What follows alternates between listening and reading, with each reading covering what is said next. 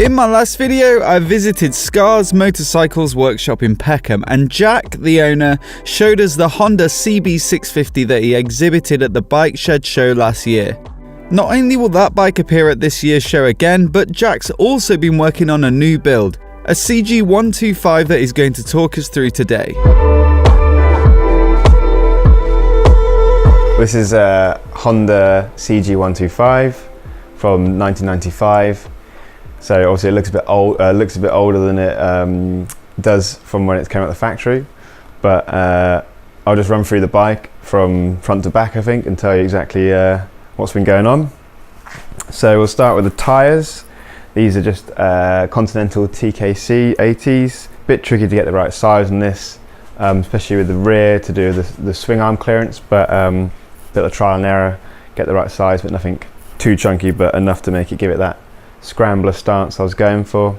These aluminium mud guards, they came from a guy who just rolled them for me, and then I just finished them off with a brushed effect, and then just cutting it into the forks. And then if we go to the headlight, it's just a very simple one from, can't remember where I got it from now, but very simple with LED indicators, rental handlebars, slight rise in them just to get a bit higher stance for the Scrambler effect. And then we've got just some brown gum handle grips with some old school looking switch gears off a Honda CG, but I'm not too sure which year, but they're a good eBay find. And then a simple Speedo with just a light, nothing else really. And then all your information you just get from your switch gears. The tank was sprayed by Paint Monkey. You can check them out on Instagram. Did a really nice job, and this colour's actually off a Ford.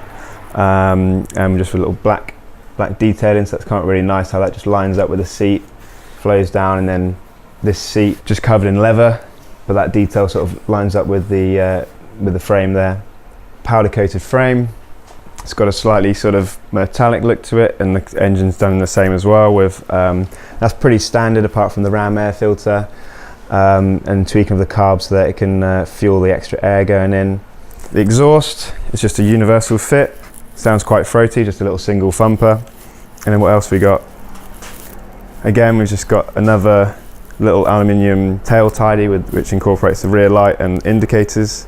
Again, they're just LED flashes. Re-chromed wheels, standard suspension, and just yeah, good polish as well. What made you choose to do the 125? Because you did a 650 first, so it's like a smaller capacity bike. Yeah. What was the reason you chose the CG? The CG was just to sort of mainly because it appeals to a wider market. A lot more people have, licenses. They can just jump on a 125 from a standard driving license, and especially in sort of places in London or other cities, it's just a nice little quick get around. And yeah, after working on the CB650, I just fancied something a bit simpler. But in actual fact, the same amount of work goes into this as the other custom. It's just a smaller engine. That's the only real thing, and you can pick it up with your hands instead of using cranes. Because you were saying there was a few things that were a bit like the carbs would be the thing that was easier. Or yeah, the carburetor is easier just to tune up because it's just a couple of screws. I didn't rejet it. There's only one of them, so you don't have to sync them all. Obviously, you've got 4 carbs, then you've got to sync them all. And generally, it's just easier and it's kickstart as well, not electric, so you're not worrying too much about where the faults are. It's just turn it over very simply. And yeah, it's just something I could an accessible bike really. You said it was a bit simpler than doing that bike. A lot of work still, but anything particularly difficult or unexpected that came up on it, or? Good question. Not really? Not really, no, because there is a photo on Instagram of like what this looked like beforehand, and it had this sort of just a horrible 90s sort of plastic wobbly sort of design at the time. And I suppose getting the fuel tank fitting right, because obviously underneath it's essentially the same bike as it was made in the 70s, but the way the fuel tank's mounted is different, so I had to like cut away the old mounting, drill a hole through the frame, and then put a new mounting, and just making sure it's all lined up correctly so that the lines are flowing, because it's quite easy to spot when someone just plonks a tank on the bike and expect it to look like a cool bike. It takes a bit of time to get all those lines flowing. Stuff like CXs have that kind of slightly upward tilt, and a lot of people kind of flatten those out and really changes the stance of poise the bike. of it. Yeah. Yeah, I mean, and a lot of people, they will then try and compensate it in other areas, like pushing the forks through the triple tree here to lower the front, but it kind of messes up the handling of the bike. So it's nice to keep it as standard as possible, without sort of fiddling around too much. If you're not going to go around the realms of, putting forks off upside down forks on it, or whatever you want to do.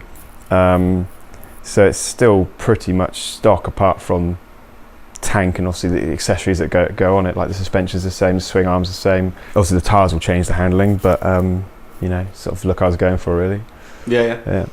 Did you say the tank was from the original, or is it a different year? It's I don't know what year it's. I've got it second hand, so it's a bit impossible to say what year it came from. But it's the same tank as they put on, I suppose, as the early 80s, even the late 70s ones.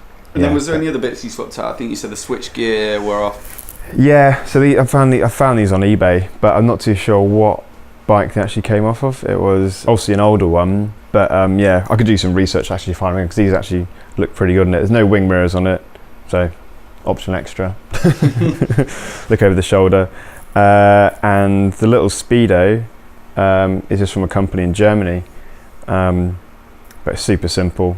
That's what I kind of wanted to go for, because you could have like the lights there and you're turning left, turning right, full beams on, but you can see all that just by looking at your controls, really. And then it is tricky, because a lot of the time in these Speedo cables, they're so rigid in the way that they turn. Obviously, if they don't have enough curve on them, then they don't spin properly from the wheel to give you an accurate reading. So routing that so it's not interfering with too much. I mean, here it is slightly rubbing on the headlights, so I might have to just put a little cushion on that to stop it from wearing through the paint. But there's not much movement in that when the bike's turning, so that's a bit tricky. Obviously wiring is difficult. That's probably one of the hardest bits, actually, because you've got all this gumph and crap from before where they've had lights and stuff around here, and you've got to somehow tidy that all away, and you want to keep all this clean and nice so it doesn't sort of interrupt the negative space, because that's, as well as what I'd call as the positive space of the tank and the seat and the bars and the wheels and stuff. But with the bikes, it's almost about the negative space as well, so what's left here and here. I mean, with these bikes, obviously being a small engine, they do look a bit weedy down here when you start filling up stuff. That's why I've kind of tried to keep it as stock as possible, apart from the handlebars and stuff. Because if you start I don't know, I'm not a fan of putting clip-ons, and I'm probably gonna disgruntle people here, but with putting clip-ons and stuff, it's trying to be something it's not. Right. So it's not a powerful bike, so why am I going to make it look like a 650 or a 800cc motorbike? Because you said actually the guy you bought it off used it for tearing around the fields and that kind of thing. Yeah, it was the right state when I bought it. It was just covered in mud and bits falling off of it. So yeah, if you check out the before shot on my Instagram, you'd probably be quite surprised what it looked like. But that's part of it. It's part of the fun, sort of restoring something that was completely dilapidated and ready for the scrap heap, really, and then bringing it back to life and giving it a new lease of life, as it were. So plans for it are it'll be at the Bike Shed show in a couple of weeks. Yeah. Then after that, it's going to go to the Mali Mile, however you want to pronounce it. And yeah, just going to tear around on it, really. The only annoying thing is that with the new emissions in London, it's a bit tricky. Even though it's such a small bike, you can't actually drive it in central London anymore. But yeah, just have some fun on it, I think. Sweet. Yeah. Anything else? I don't think so, no. It's about it. And this is my workshop. Thanks again to Jack for taking the time to make these videos with me. You can see more images of his builds and videos of the bike starting up over on his Instagram, which I've linked to in the description below. Let me know what you think of the bikes down in the comments. Personally, I think this CG125 is really tastefully done, and I think it'd make a great little urban runaround. And of course, if you're new here and you want to see more videos like this, click subscribe and I'll catch you next time.